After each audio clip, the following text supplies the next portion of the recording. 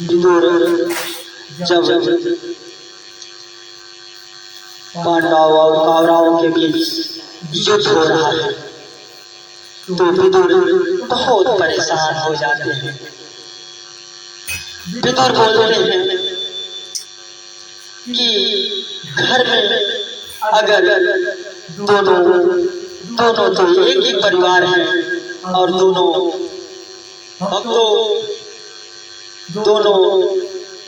एक परिवार होकर आपस में जब युद्ध कर रहे होते हैं तो कितनी परेशानियां आती है। इसीलिए विदुर बार बार कभी पांडवों को समझाते हैं, कभी कौरवों को समझाते हैं। विदुर बहुत परेशान हो जाते हैं। भक्तों, भीष्म पितामह से भी पैर पकड़ते हैं कि प्रभु आप ही कुछ कर सकते हो, और भीष्म पितामह कहते हैं कि मैं कुछ नहीं कर सकता। बोलते हैं क्यों नहीं कर सकते? बोलते हैं मैं तो बधा हुआ, मैं कैसे कर सकता हूँ। उसके बाद विदुर देखो कितना दयालु, जो दोनों परिवार के बीच में युद्ध नहीं होने देना चाहता, रोकना चाहता है कि युद्ध अगर हो जाएगा तो कितना बड़ा नुकसान होगा। लेकिन कहाँ मानते हैं कौरव और पांडव। उसके बाद युद्ध की तैयारी होती है। उसके बाद दोनों तरफ साथी दूध लेते जाते हैं और साथी दोनों तरफ जाते हैं और युद्ध की सूचना लेते और कहते हैं कि युद्ध की तैयारी किया जाए। शेख नाम का संघ से युद्ध की तैयारी होती है और दोनों बीच युद्ध चढ़ जाता है और घना घोर युद्ध होने लगता है। उसके बाद अर्जुन जब देखते हैं कि भीष्म पितामह गुरु द्रोणाचार्य हमारे पिता तुल्य भीष्म पितामह और मेरे गुरु द्रोणाचार्य भी इसमें शामिल है।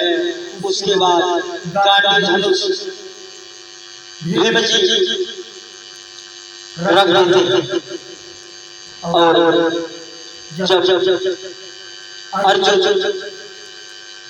ये दोनों भीष्म पितामह और गुरु द्रोणाचार्य को देखते ही अपनी गांडी को नीचे रख देते हैं।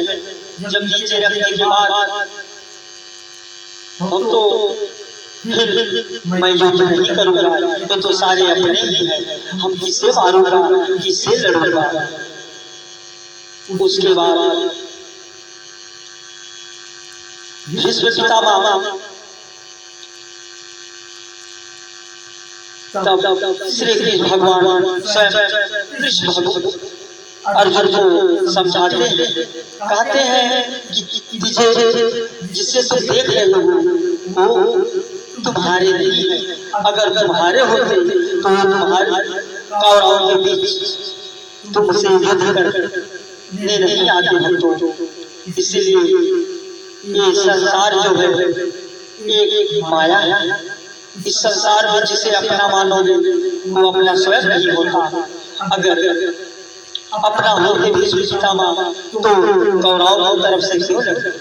बाद में भीष्म पितामह के पास श्री कृष्ण भगवान जाते हैं और श्री कृष्ण भगवान भीष्म पितामह का भेद लेते हैं। भीष्म पितामह से कहते हैं ये बताओ तुम्हारी मृत्यु कैसे होगी? भीष्म पितामह नहीं कहते हैं नहीं क्या, लेकिन बाद में जब अपना विराट दिखाते हैं भीष्म पितामह को, भीष्म पितामह तुरंत चरणों में गिर जाते हैं। अर्जुन बताओ तुम्हें कैसे करता है? तब भीष्म पितामह बताते हैं कि देखो मेरी मृत्यु ऐसे नहीं होगी, मेरी मृत्यु सिर्फ एक ही कारण है, जो शिखंडी नाम का एक व्यक्ति है, अगर वो मेरे सामने खड़ा हो जाएगा तो मैं धनुष बाण को नीचे रख दूंगा और मेरा वहीं से मृत्यु हो जाएगा।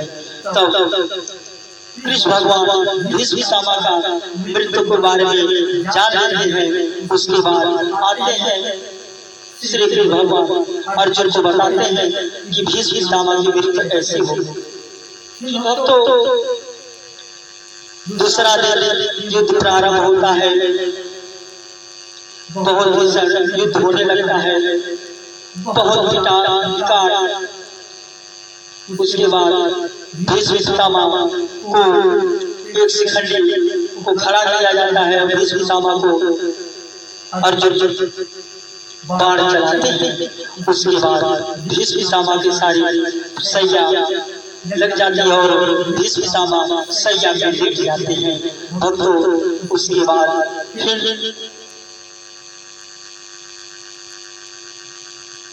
पांडव विराट वीर गति प्राप्त होते हैं। दूसरे दिन जो विराट वीर गति दो भाइयों का वीर गति होता है, ये मृत्यु हो जाती है।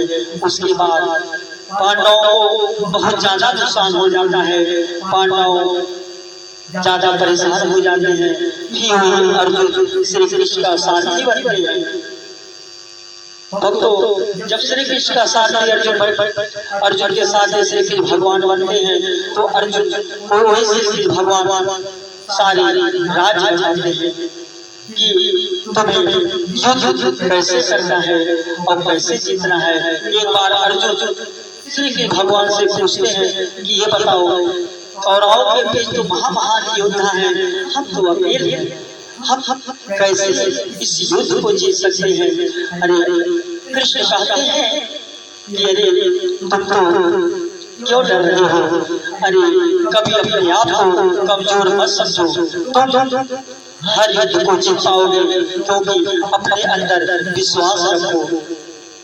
तो तुम किसी से अगर कमजोर अपने आप को समझ लेते हो तो आप कुछ नहीं कर पाओगे। इसलिए आप अपने आप को कभी किसी से कमजोर न समझो और आगे बढ़ने के लिए कोशिश करो, आप जरूर युद्ध जीत पाओगे। उसके बाद अर्जुन कृष्ण की बात मान के आगे बढ़ने लगे, युद्ध करने लगे। युद्ध करते हैं, पराजय किसी की नहीं होती। दोनों युद्ध दूसरा दिन समाप्त हो जाता है। फिर तीसरा दिन युद्ध की तैयारी होती है। उसके बाद गुरु द्रोणाचार्य से दुर्योधन कहता है तो पांडवों के पक्ष ले रहे हो। गुरु द्रोणाचार्य गुस्से में आ जाते हैं, सारा युद्ध क्षेत्र में अहंकार बचने लगता है। गुरु द्रोणाचार्य कोई कसम खाते हैं कि मैं जब तक पांडवों को नहीं मार देता तब तक मैं चैन से नहीं रहूंगा।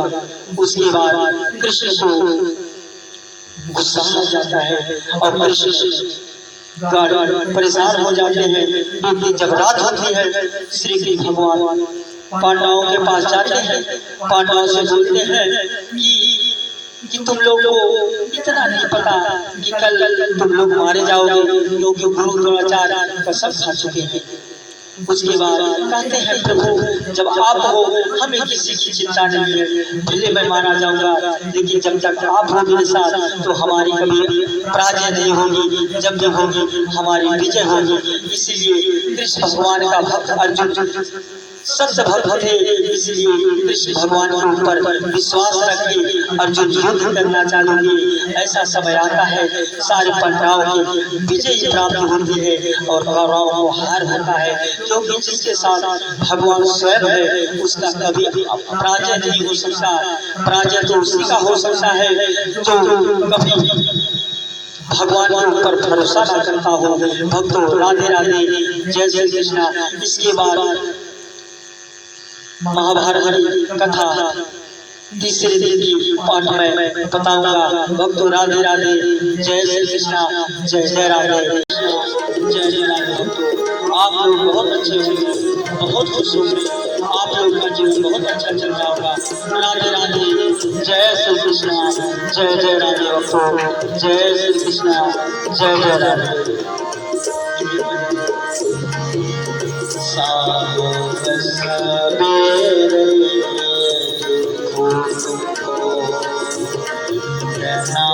सुंदर रूप सांप सवेरे देखो तुमको कितना सुंदर रूप है, तेरा साथ ठंडी छाया बाकी दुनिया छोड़ है।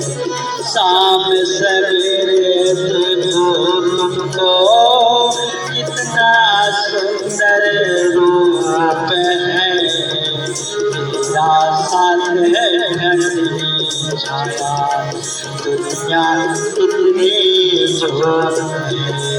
जब जब भी से पुकारो मैं तस्वीर इसके निहारो मैं, सामने आ जाता है सामने सामने आ जाता है सामने।